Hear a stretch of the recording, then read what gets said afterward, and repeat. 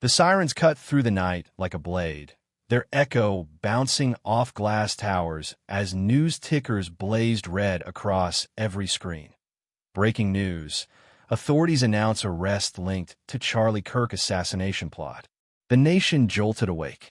Phones buzzed, living rooms filled with the sudden glow of television screens, and timelines exploded with disbelief. This wasn't just another headline. It was a moment that forced millions to sit up and wonder. Had America's divisions truly gone this far? In the grainy footage replayed endlessly on cable news, a figure was led away in handcuffs. The arrest was swift, almost theatrical. Flashing lights, officers shouting commands, cameras capturing every strained movement. But what riveted the public wasn't just the spectacle of the arrest. It was the stunning allegation behind it. Someone had plotted to take down one of the most polarizing voices in the nation. And now, the supposed mastermind was in custody. Commentators scrambled to fill the airwaves, their voices tinged with shock.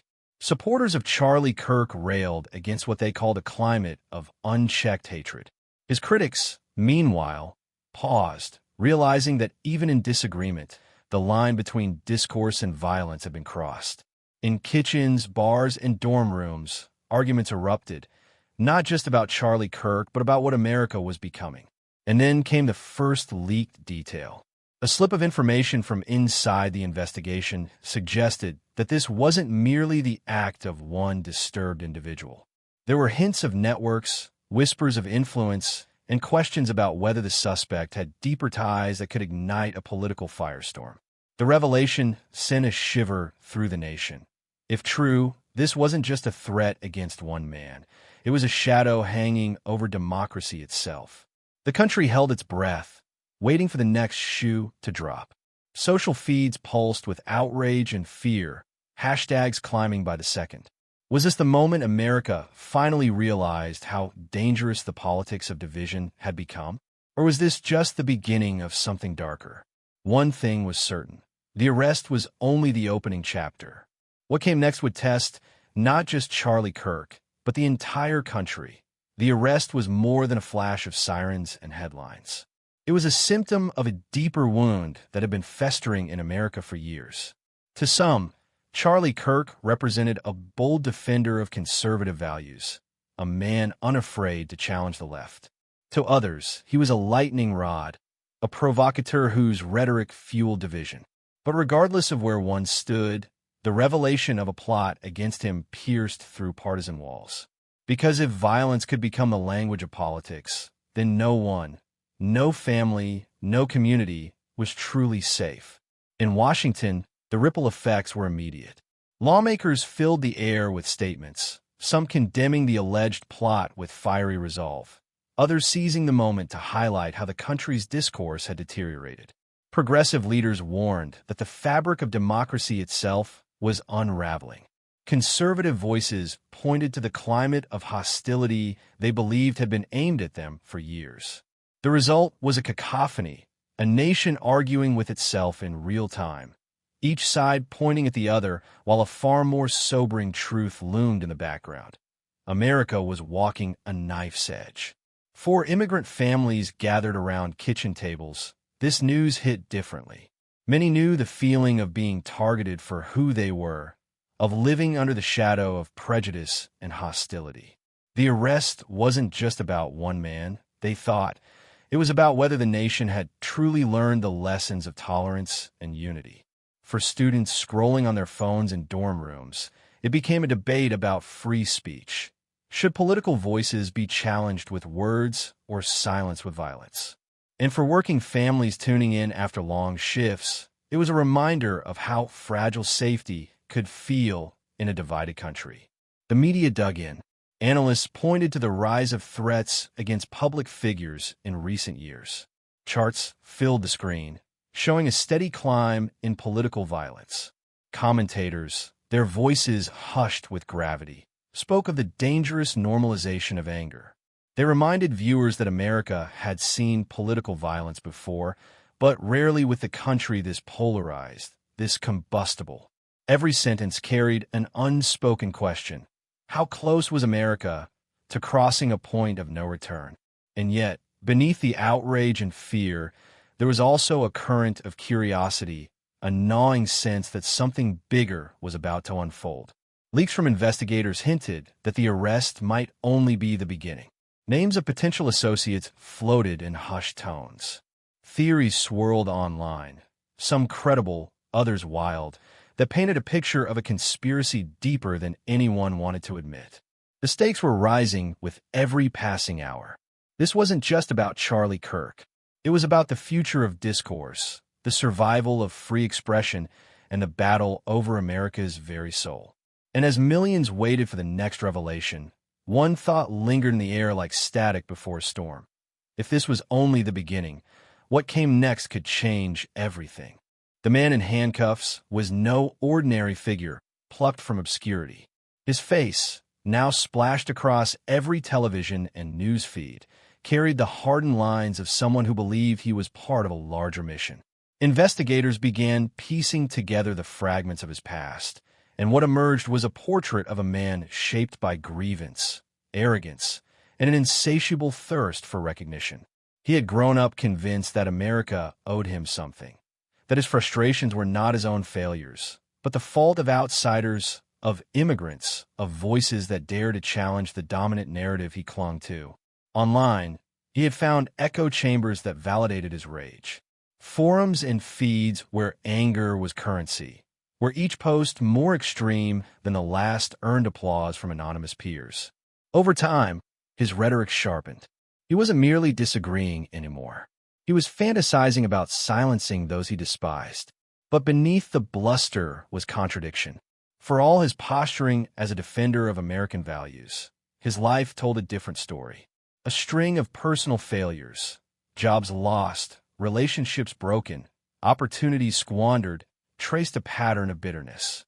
And rather than confront his own shortcomings, he projected them outward, blaming leaders, blaming communities, blaming anyone who challenged his worldview. He had become the kind of man who mistook destruction for strength. The arrogance was unmistakable. Friends from his past described someone who always wanted to be the loudest voice in the room, yet rarely listened.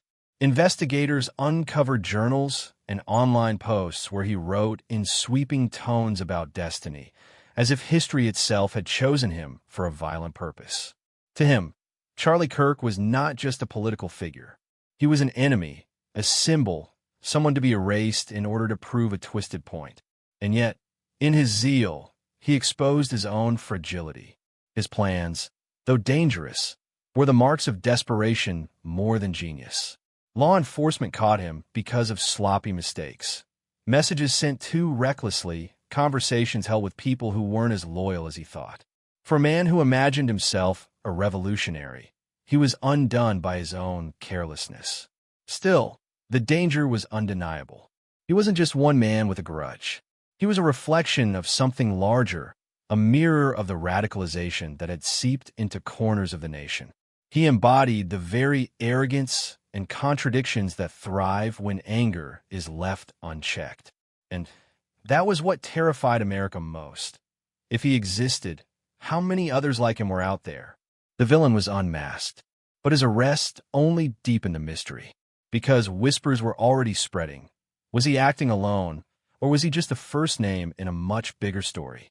While the suspect's story was one of arrogance and bitterness, the hero of this drama came from an entirely different path. His journey began not in privilege or entitlement, but in the quiet strength of perseverance. He was the son of immigrants who carried with them the weight of sacrifice, who worked long nights and early mornings so that their children could rise higher than they ever dreamed. From the beginning, he knew what it meant to fight for belonging. School was not easy.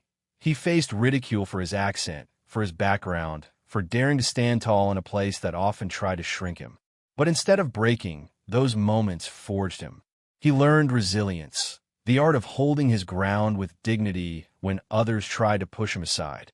By the time he stepped into the public arena, he carried with him not just his own story, but the story of every immigrant who had ever been told they didn't belong. His speeches weren't just words. They were echoes of lived experience. When he spoke about fairness, it was because he had felt the sting of injustice. When he defended dignity, it was because he had seen it stripped away from his own family. And this was what set him apart from the villain he now faced. While the suspect had built his life on resentment, the hero had built his on resilience. While one man sought to silence, the other sought to uplift. He was prepared, not by accident, but by a lifetime of struggle, to meet this moment. What he didn't know was that the confrontation ahead would test him like never before, forcing him to turn his life's lessons into a defense not just of himself, but of the values America claimed to stand for. The chamber grew heavier with every passing second, the kind of silence that isn't empty but vibrating with tension. On one side of the table, the antagonist leaned forward, eyes narrowed, his voice slicing through the air like a blade. He hurled accusation after accusation, each one sharper than the last, painting the hero as unworthy, as alien, as someone who didn't belong in the very halls where he had earned his place. His words dripped with arrogance, his tone a performance for the cameras as much as for the people in the room. The hero did not flinch. He sat upright, composed, hands clasped, his gaze steady and unbroken. The more the villain ranted, the more the audience shifted in their seats, sensing that balance was tilting. It was no longer a clash of equals. It was a storm against a mountain. The antagonist's voice rose higher, desperate to land a blow that would stick. "This is not your America," he thundered, slamming his fist on the table. Papers rustled, microphones trembled. It was meant to intimidate. Instead, it exposed his unraveling. Every ounce of fury he unleashed only magnified the contrast. One man consumed by rage, the other radiating dignity.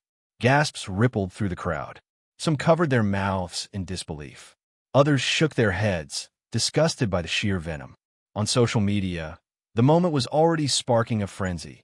Hashtags forming, clips spreading like wildfire. But inside the chamber, the energy shifted palpably. The villain had gone too far. And then the silence returned. The antagonist paused, catching his breath, glaring at his rival. The audience waited, suspended in expectation. The hero lifted his chin slightly, as if to signal that his time was coming. What he was about to deliver next would not just counter the attack. It would change the entire trajectory of the debate. But when he finally spoke, what came out of his mouth sent shockwaves across the room, leaving the villain exposed in ways no one had anticipated.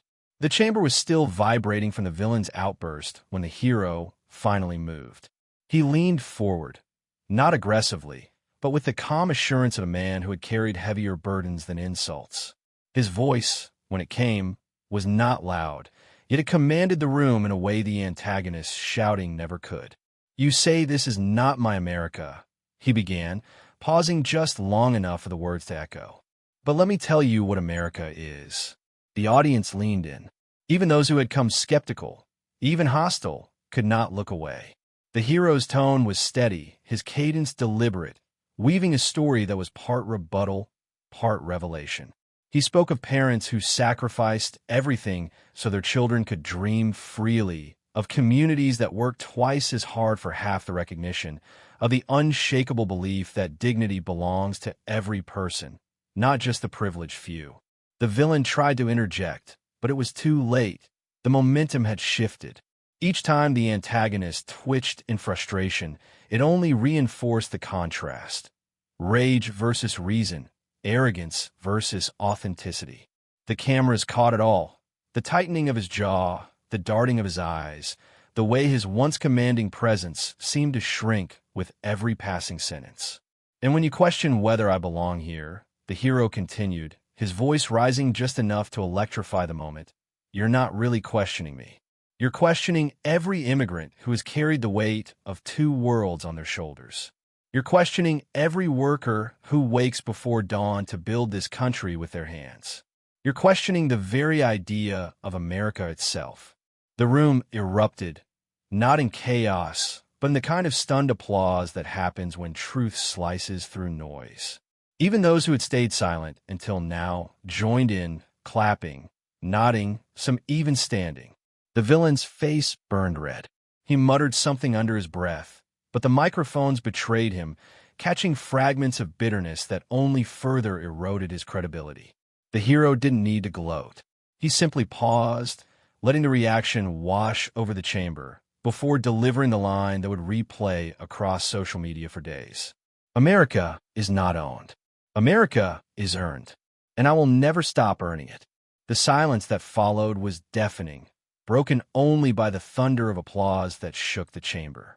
On Twitter, hashtags exploded within minutes. Hashtag mic drop moment. Hashtag dignity over hate. Hashtag this is America. But inside that room, the shift was undeniable. The villain was no longer in control. The hero had not just defended himself. He had redefined the entire debate. And yet, as the applause rained down, no one could have predicted the shockwaves that were about to ripple far beyond those walls. The echoes of the hero's final words still hung in the chamber when the outside world caught fire. Within minutes, clips of the exchange spread across social media, each platform becoming a battleground of reactions. Hashtags like hashtag this is America and hashtag mic drop moment trended worldwide, dominating feeds and timelines. Twitter pulsed with viral threads. Instagram Reels and TikTok edits replayed the line in slow motion, each cut syncing with dramatic music. Supporters poured in with messages of pride and solidarity. He spoke for all of us, one viral tweet read, racking up hundreds of thousands of likes. Commentators across networks replayed the footage, dissecting the body language, the composure, the sheer dignity of the hero compared to the villain's unraveling rage. Even late-night hosts, never ones to miss a cultural flashpoint, highlighted the moment with both humor and reverence. But it wasn't just media chatter. It was personal. Across immigrant households, families watched together, some wiping away tears. Parents turned to their children and said, "That's why we sacrifice." Students in classrooms shared the clip, feeling seen in a way they rarely did. The ripple wasn't confined to politics. It was cultural, emotional, deeply human. The villain's camp scrambled for damage control. Statements were issued, attempts made to spin the meltdown as passion, but the damage was irreversible. Every meme, every parody sketch only amplified the humiliation. Instead of projecting strength, he had become a symbol of insecurity, of arrogance defeated by truth. Meanwhile, the hero's stature grew beyond the chamber. He was no longer just a participant in a heated debate. He had become a voice of defiance, a reminder of what dignity looks like under fire. His calm rebuttal was hailed as one of the defining political moments of the year, a moment when the balance of power didn't shift through shouting, but through clarity, conviction, and grace. And as the nation absorbed it, one question lingered. If a single moment could spark this kind of cultural reckoning, what would happen when a hero faced his greatest test yet? The answer was coming sooner than anyone imagined. When the noise finally faded, what remained was clarity. The debate had not just been about two men trading words. It was about the soul of America itself. The villain had shouted, accused, and tried to diminish, but in doing so, he revealed his own fragility. The hero, on the other hand, had reminded the nation that true strength is not in volume, but in vision. His words echoed far beyond that chamber. America is not owned. America is earned. It was more than a rebuttal. It was a creed. For every immigrant family who had struggled, for every worker who had been overlooked, for every young person who questioned their place, it was validation. America, he declared, was theirs too. The moral lesson was unmistakable. Dignity triumphs over hate. Truth cuts deeper than arrogance. And calm conviction carries farther than rage ever could. This was not just about winning a debate. It was about affirming a universal truth. And yet, as inspiring as the moment was, it left the audience restless. Because if one debate could spark such a reckoning, what would happen when the fight moved from words to action? The debate that began as a clash of personalities ended as something far greater, a mirror held up to America itself. The villain's fury exposed the hollow core of arrogance, while the hero's composure reminded us all of what dignity looks like under fire. His words, steady, deliberate, unforgettable, did more than silence the room. They ignited a conversation that refuses to fade. In that chamber, a truth was spoken that cut through the noise. America is not owned. America is earned. Those words now belong to the people. They belong to every worker, every immigrant, every dreamer who refuses to be defined by someone else's narrow vision. They belong to you. But here's the question: what will you do with this moment? History is not written by spectators. It is written by those who step forward, who share, who amplify, who refuse to let the sparks of truth be smothered by the weight of cynicism. This is more than a debate clip. It's a movement. A movement to remind America of who we are when we choose dignity over hate, truth over lies, courage over fear. So if you felt the power of that moment, don't let it end here. Share this story. Subscribe to this channel. Be part of the conversation that shapes the future. Because when voices like his rise, they rise for all of us. And together, we can make sure they are never silenced. The cameras may have stopped rolling, but the story is just beginning. And you, yes, you are part of it.